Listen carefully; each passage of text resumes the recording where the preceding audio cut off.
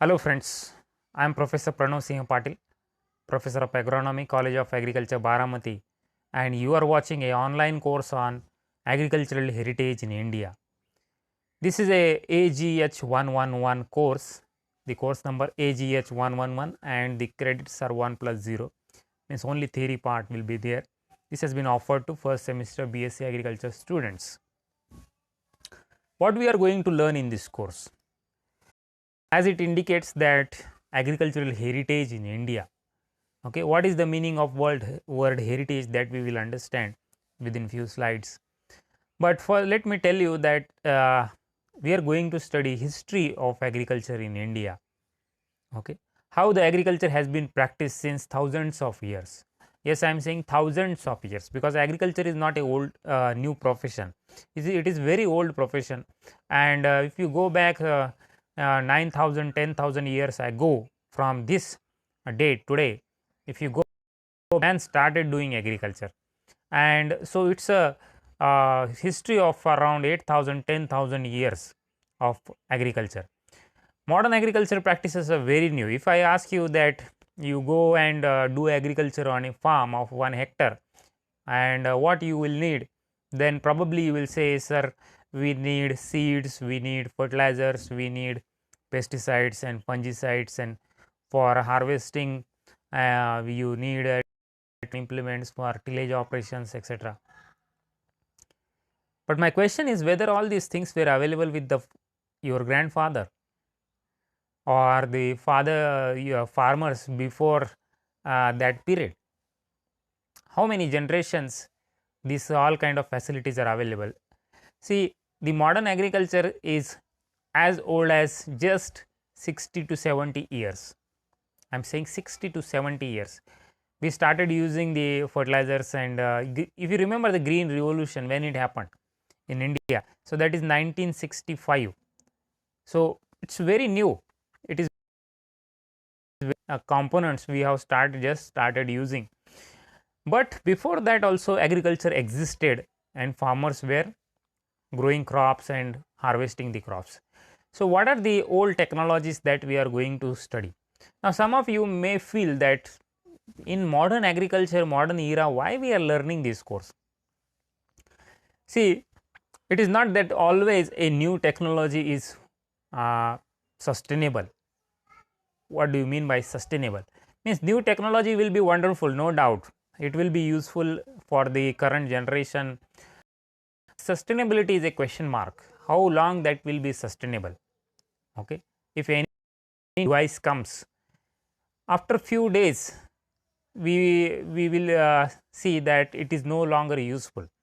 Okay, I remember when the new dongle devices came in the market, everybody was very excited about it. Just like a Nokia phones also, everybody thought that that is the final one, but again the things change so fast, and nowadays everybody is using the touch screen mobile. Yes or no?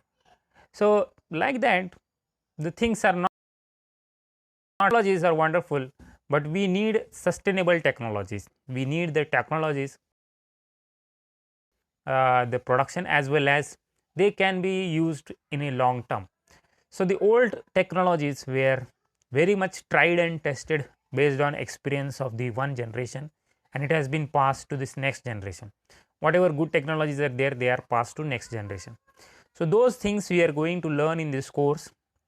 Now without wasting too much of time on the introduction, I would like to direct this course. So this very interesting course, agriculture heritage in India.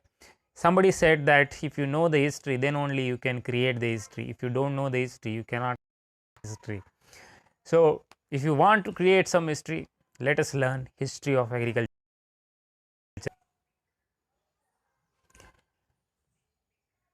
Or to be very specific, we are going to learn the heritage of agriculture in India. So what is history?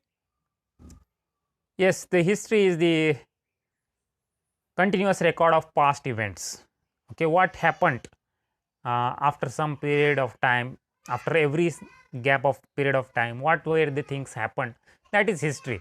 We study the history political history, we study the we can say economic history and development history. So, we are going to focus on the agricultural developments in this course. So, continuous record means in the from the beginning up to till today what is happened in agriculture, that we are going to study. So, continuous record. See, many people do not like history because we have to remember the dates, yes or no. I also, when I was like you, I was very much frustrated with the dates that I have to remember. But fortunately in this course there are no specific dates, because the history that we are going to study is not a short period of time. We are going to study almost 10,000 years. So, dates, individual dates are very less in this course. Okay, just when we arrive to the modern era, then only some dates are there. Most of the things we are going to study is the years. So, years will be easy to remember. So, do not worry about the dates that frustrate many people. Now, what is the difference between history and heritage? Okay, heritage is not exactly history. So, you will say, I have purposefully put this picture here. Now, this is our heritage, means some we can say infrastructure that has been left over by previous generation for us. It may be beautiful temples, it may be Taj Mahal, or it may be some other infrastructure that still we go and visit, and we see forts in Maharashtra. There are so many forts, and people go and visit the forts of Shivaji Maharaj.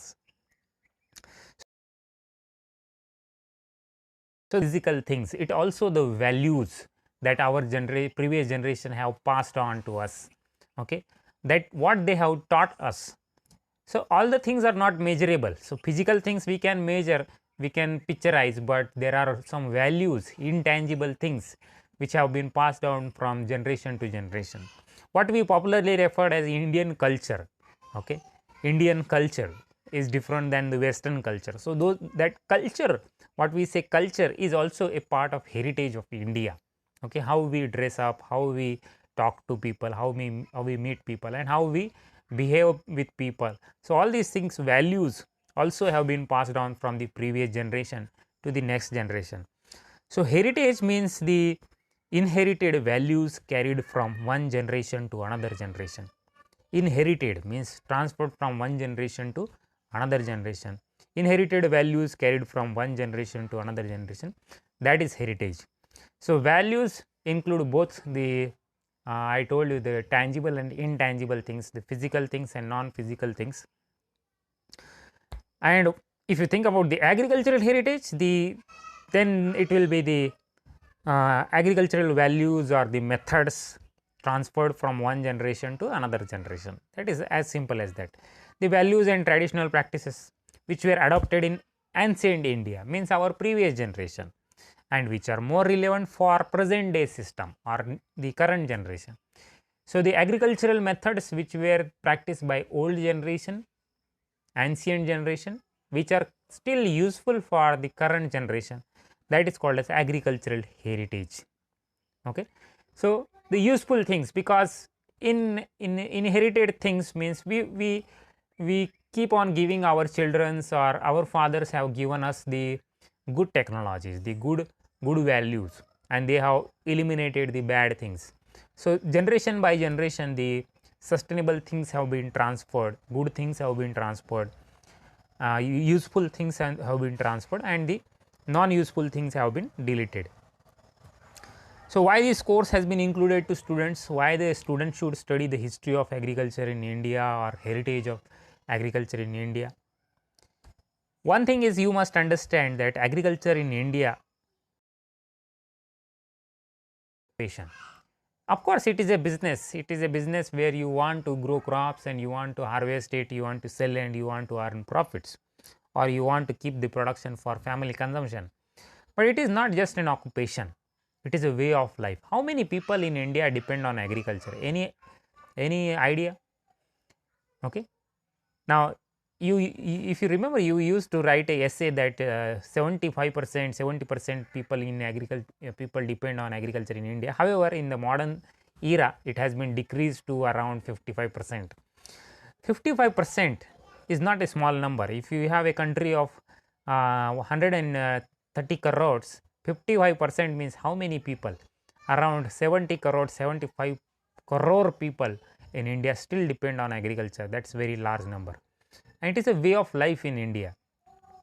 Those people who are practicing agriculture since many years, they don't want to leave this profession. This is the part and parcel of their life. Okay, if you imagine that if you have a grandfather who is doing farming, and suppose you become a officer, or you become a corporate businessman, and in future you ask your grandfather that, now that you have worked for so many years, now please come and live with me in Mumbai. I have a beautiful building, or the flat, and I have all kinds of facilities and laborers working for us, and car, and we'll go to movies and all. Will he be ready to come and live with you? He will definitely. I feel that most of the people will reject the offer, because it is not that the luxurious life that they want to live. It is a kind of a farming environment they want to live in. So it is a way of life. Okay, and they want to stay away from the pollution of the cities and all the kind of rush in the cities. So you need to understand that this is a way of life in India, not just an occupation. To increase awareness about the rich heritage of Indian agriculture, we always believe that we are a developing country, and America and England and all the Europeans are far more developed. No doubt that they are developed, but because what is the reason? We need to also go in depth that they have been documenting their all kinds of research, and they are working on the documents, and they are working on the data, but we could not document those things that our ancestors were very much experts in.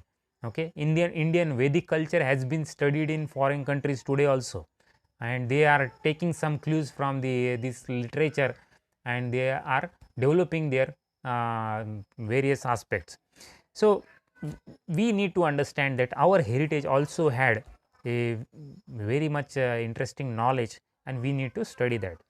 So we had a rich heritage in India, just like any other heritage, to implant a sense of pride amongst the agriculture students. So you must feel pride about Indian agriculture, in history of Indian agriculture. Now, just if I told you that it will not be happen, but when you will study this course in detail, when you will read the books about this, then you will feel that, okay, so our ancestors, okay, the Vedic literature, were so much of the knowledge, they were practicing what we are doing today. Most of them started in that era. Okay, almost say 5,000 years ago, people started plowing the land. Still we are plowing the land. They started using organic manures. Still we are using organic manures. Similarly, there are so many practices, and then you will understand that we should feel proud about our history of agriculture. To stimulate the scientific research based on traditional technology, modern farming, you see, if you see on the videos on YouTube, they have all kind of the modern implements and machineries and robots going from here and there and there, and the drones are spraying, and we feel quite excited. But when it comes to the practical farming in the farmers field, it is no longer cost effective. You cannot bring it easily to the farmers benefit with low cost. Okay, there are so many modern machineries which will harvest the crops, but how much area of the land is individual farmer is having in India? Okay, most of the farmers in India are small and marginal farmers. So those machinery, big tractors that you see on the YouTube and the drones and all, whether that will be costly or whether that will be cheap in India, that is a question mark. Still it is not cheap, it is very costly today, and it is out of reach of the most of the farmers. So the traditional methods, which are cheap methods, we need to understand them, and we need to work on them to stimulate the scientific research based on the traditional technology. Then the need and importance of studying these courses, because in current generation is we are in doubt that whether there are two kinds of farming thoughts nowadays. One is the modern chemical agriculture, another is the traditional organic farming kind of methods, and most of the people feel that the organic farming is the old technology. Of course we need a combination of all, we need, but what is happening is currently, because of the lack of resources like organic manures, and the many problems with farmers are there, and people are selling their animals, and they don't have the capital to even to feed their animals also. So preparation of the FYM is becoming a problem. People don't have labors available. Okay, so there are so many problems, and that's why people are using more of the chemical options like fertilizers and pesticides. But their use has been increasing year by year, so we call it as intensive use of inputs, and they have damaged the resources. This is a popular thing that people say that the soil quality is decreasing. Is it decreasing? Yes, it is decreasing, because if you test in the labs, then the salt content is increasing, and these chemical residues are found in the crop plants, and they are being rejected in export. And day by day, the natural resources are decreasing. Water level is going down day by day in the underground soil. uh, Indigenous technical knowledge is sustainable in nature. What I am describing is the knowledge has been tested by one generation and is transferred to next generation. Whatever the useful things they have transferred, and the non-useful, non-productive things are automatically eradicated in this process. And that is why this is a sustainable, this is called as sustainable. It has been survived since so many years. So we need to believe in this knowledge, and we need to try to understand and discover some things.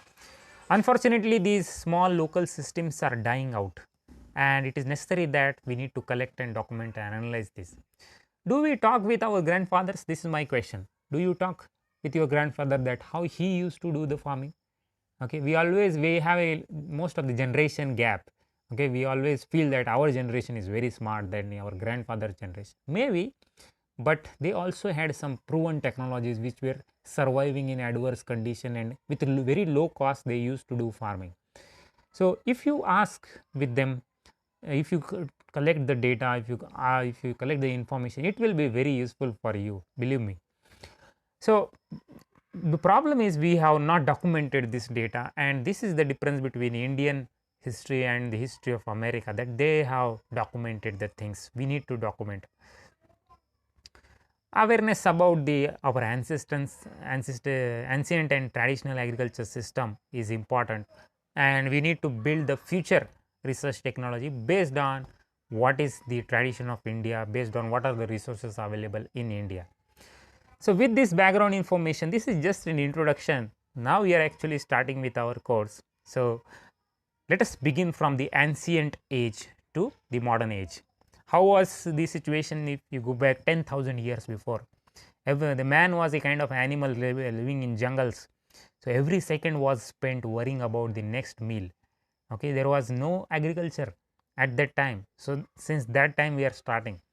So man was a hunter. So we used, and then we used to eat. So every second we were only thinking about the next meal.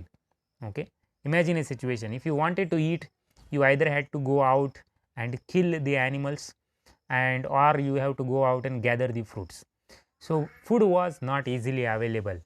So that was the situation at that time. Wild animals provided meat for food and clothing.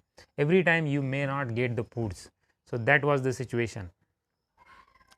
And nature provided the caves for shelter and wood for fire. So we didn't even have the proper homes. So we used to live in the mountain caves, and the fire was invented very late. So you can see in this picture development of human culture, how this is the old species Australopithecus, they had small brain, and the Homo habilis developed the tools and implements. Homo erectus, you can see how the large brains, and the Homo sapien Neanderthals buried their bodies after death, and the modern man, that is Homo sapiens sapien. So modern man zoologically is known as Homo sapiens. Homo means continuous and sapiens means learning habit. So modern human being has continuous learning habit.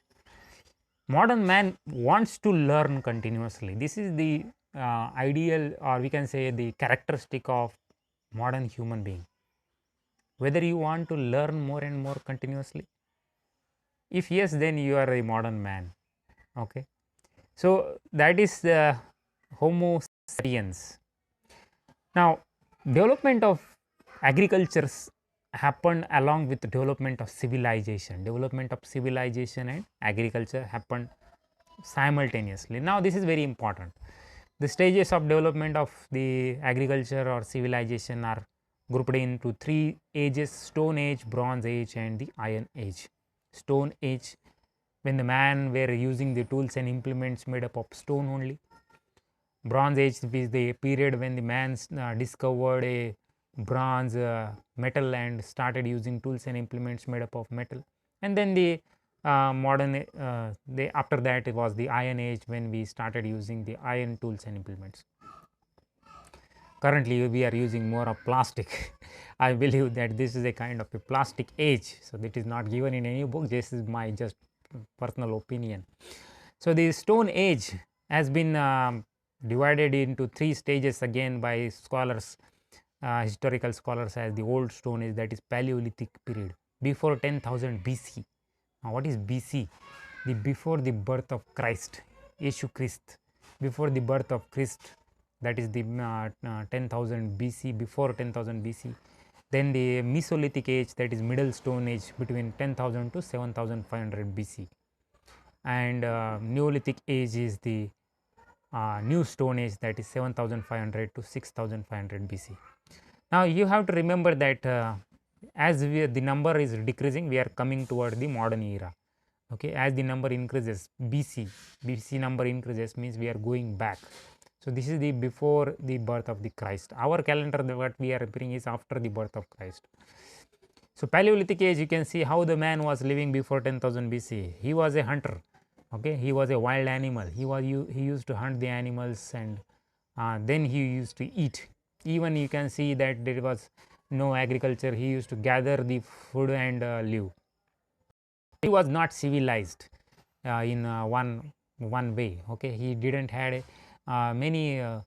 He was not civil. He was not living in community, and he didn't had the resources of the food, fodder, and clothes, all those things. So he used to gather the food, and he was mainly hunting the animals for.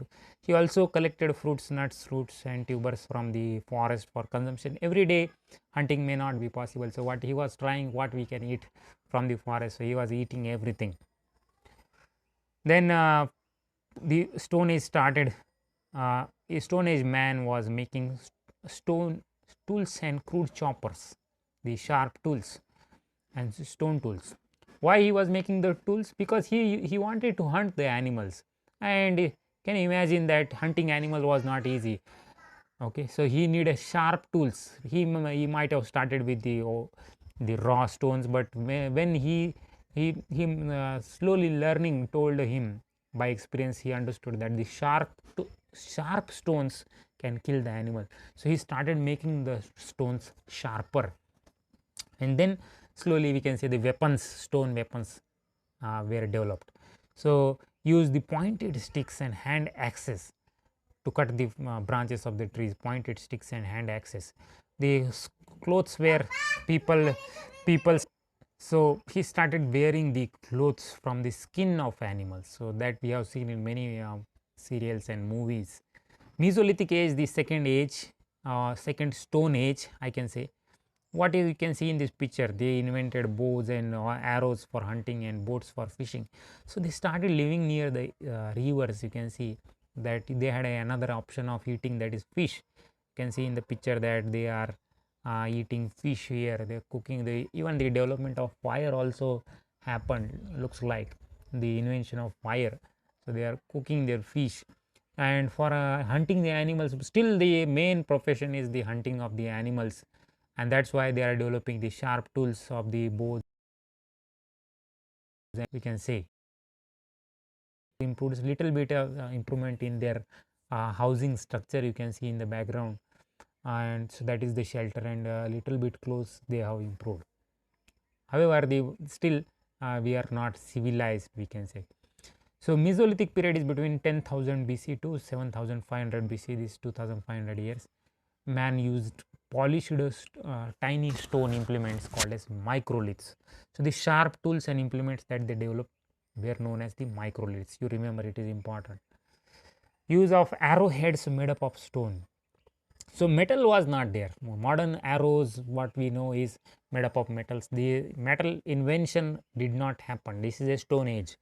So arrowheads were made up of stone and used for hunting with bows and arrows. So fishing was done by this. They invented fishing. They knew how to eat the fish. Domestication of dog was major achievement in Mesolithic hunter and woman. So they started domesticating the dog. So the first animal that was domesticated by human being was a dog, because it was useful for hunting. So he used to carry the dogs along with him for hunting other animals, and slowly then he realized that we can domesticate animals. So wild horses, goats, sheep, and all these things were. And then came the Neolithic age, that is the agricultural revolution, we can say. This is known for agriculture revolution. What you can see in this picture, what kind of improvements happen? Neolithic age or new stone age. This is the most important part of stone age, Neolithic age, because there was a discovery of agriculture. So what are the things were discovered by these people? Most of the things are visible in this picture. Is they invented agriculture, they build up a good quality houses. You can see the most of the storage structures, because they are getting the food production. So they thought that where to store. Then they developed the pits, and we can say the pots for storing the food. The fire invention already was there. The work has been distributed. Some people are doing farming, some people are doing animal husbandry. You can see the animal husbandry has been increased. So now we are not domesticating dog only. So sheep and goats are also domesticated.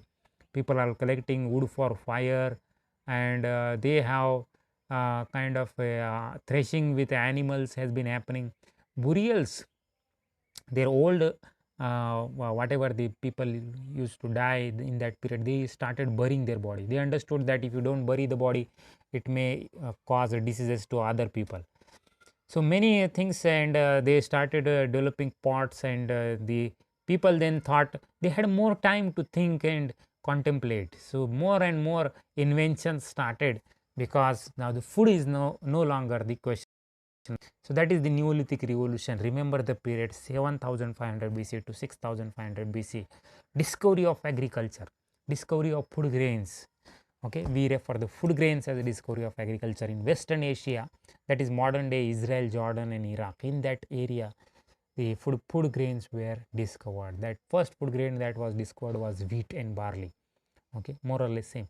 So wheat and barley was the first thing that was discovered. Wheat and barley were found, and the credit is given to the woman. So woman, say it has been said that the woman who has been discovered those grains, because man was going in the forest for hunting, and woman had the time to see other crops and see other plants, and she was also searching for food. So she found this wheat and barley to be can be eaten, and this gave the man control over his environment. He had not control, because every day food was a question mark. Every time he was thinking only about food. Do you think about food every time? You don't think about food, because you know that your mother is going to cook, your mess is going to cook, and you have already paid the money. So that is not a question for you. So you can think about other things. You can think about study, you can think about entertainment, you can think about the sports, because food is not the question mark. And this happened in Neolithic age. The food storage increased, and this gave the man control over his environment, and he then lived in settled villages, and he has leisure time to think and contemplate. Then he started living properly, and we can say inventing much more things. So feature of the Neolithic culture in India, we also had in that period Harappa, Mohenjo-daro. That was also a part of India. It denotes the economic and technological development in India. It started in that period only. Mixed farming were adopted, means not just the crop production but animal husbandry was also there.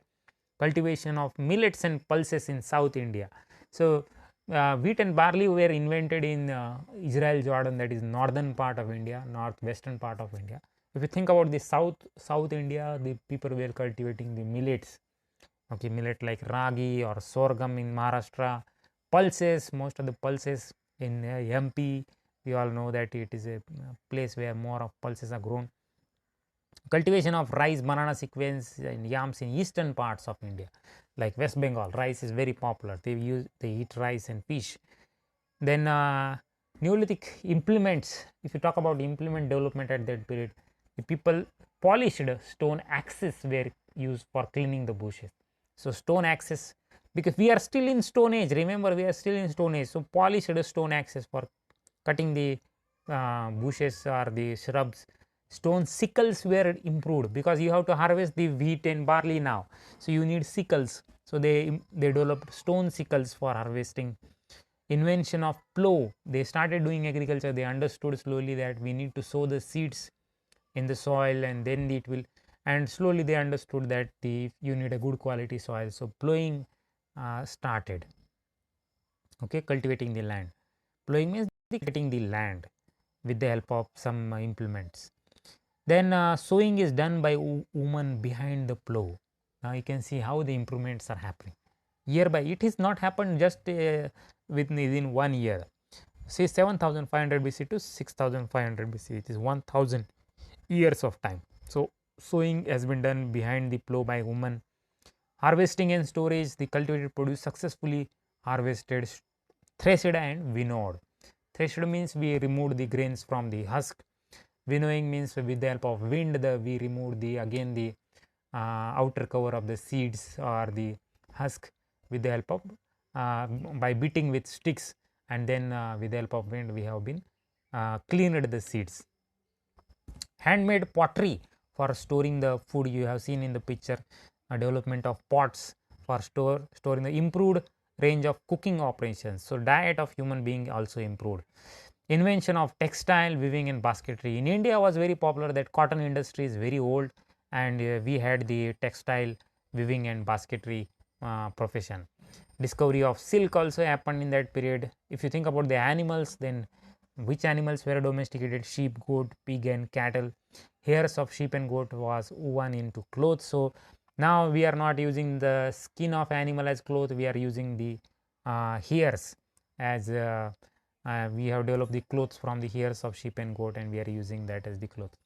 Use of the animals to carry the loads. Now animals are also used to carry the loads from one place to another place to draw the plow. So this is about the Neolithic age. For today's lecture I am going to stop here, and in next lecture we will see the next era. So what we discussed today is what is agriculture heritage, what are the developments of stages of development of human agriculture or the civilization or agriculture, that is 3 stages: Stone Age, Bronze Age and Iron Age. We discussed about the 3 parts of Stone Age, that is Paleolithic Age, Mesolithic Age and Neolithic Age. Thank you very much. See you again in next class.